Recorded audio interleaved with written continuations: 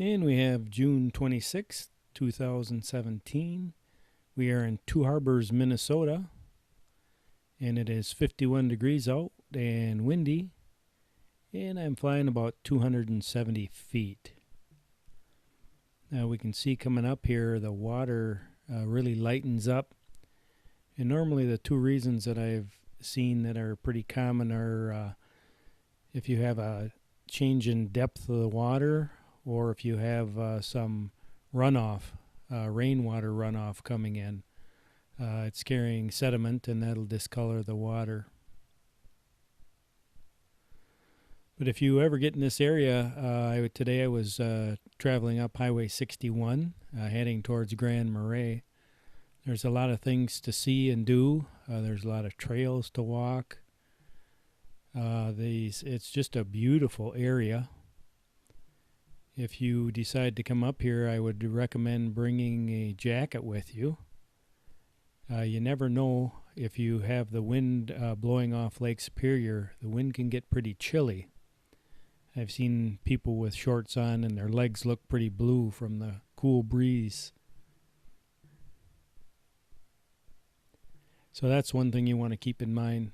The other thing you want to keep in mind is it can be sunny 1 minute and you can have rain rolling in. So you got to keep an eye on the sky, keep an eye on the clouds. Here's kind of a light beacon with a path walking out to it.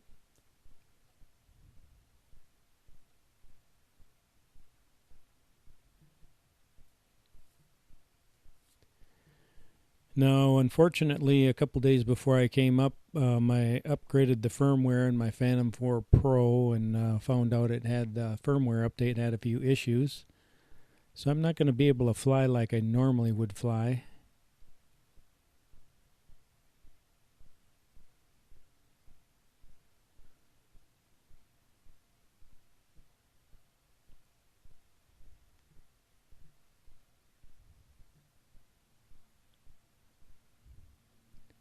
One of the issues is as I'm flying, my GPS signal drops out, and I can still fly. What the GPS does is if I go into a hover mode where I'm not moving, it kind of locks it into the same position, and without GPS signals, the Phantom 4 will tend to drift with the wind, and so you just have to correct for that.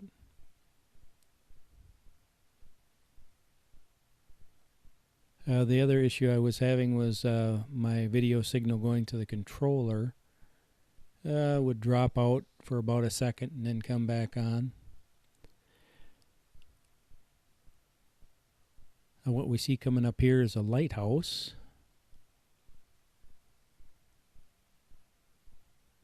And the lighthouse keeper's cabin.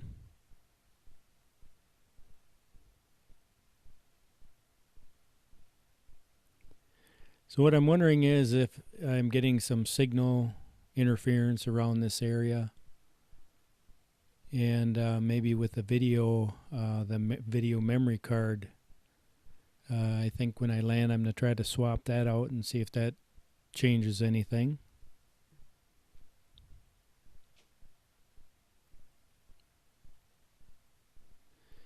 This thing has a lot of automatic settings for flying, and I typically don't use them. I do use the GPS all the time, but typically some of the other settings I don't use just so I get experience flying the thing. So if something happens, you know what to do, and you can actually fly this thing manually.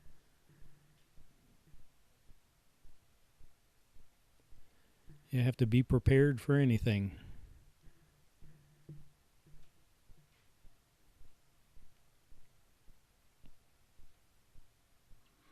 What I decided to do is land and go fly somewhere else in the town and see if that makes a difference.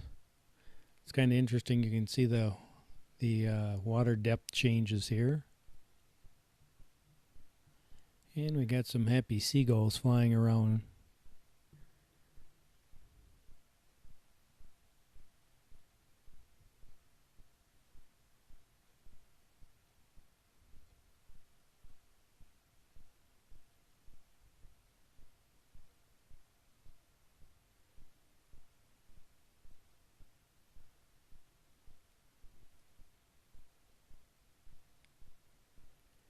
I used to bring my motorcycle up Highway 61.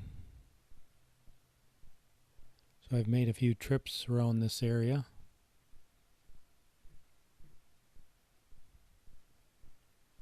But what I think I'm going to do now is I'm going to land and move to a different spot.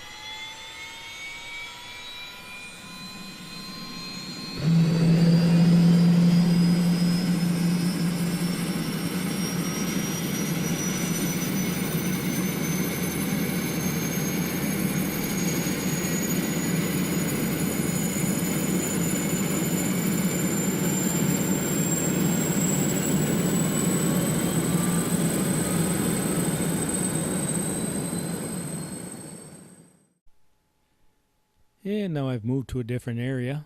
You can see the ore docks in the background. I'm kind of in the downtown area. There's an old train that's kind of neat.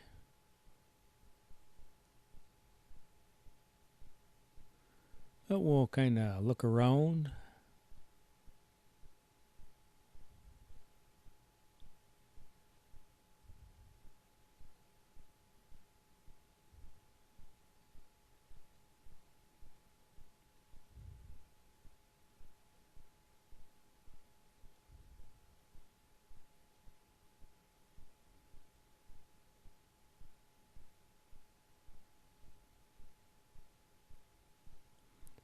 Looks like we have a combination of new buildings and old buildings.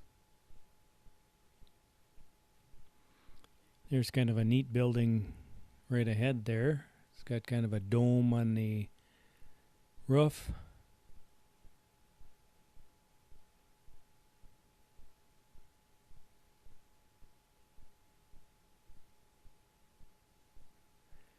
There's a 3M building down here too, and I guess that is a museum.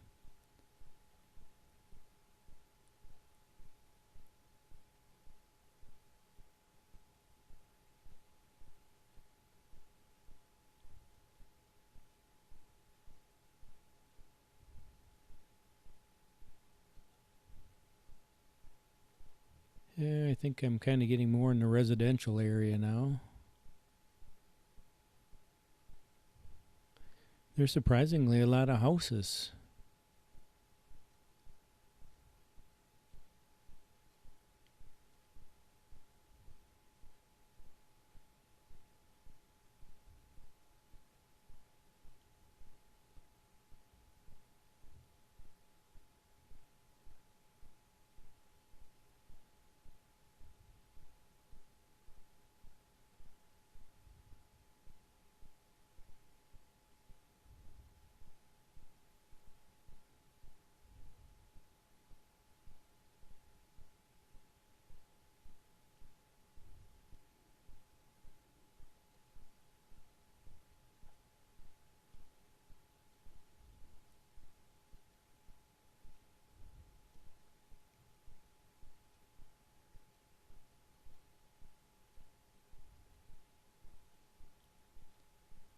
And I don't know what that stuff is right up at the top of the screen. It's kind of dark like coal, but I don't think it's coal.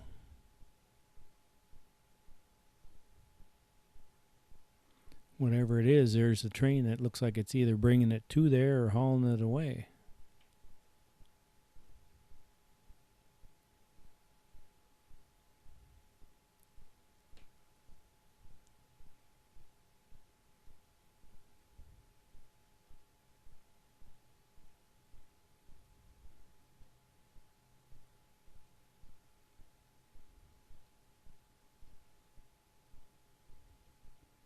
And we're looking at Highway 61 at the top of the screen on the left hand side.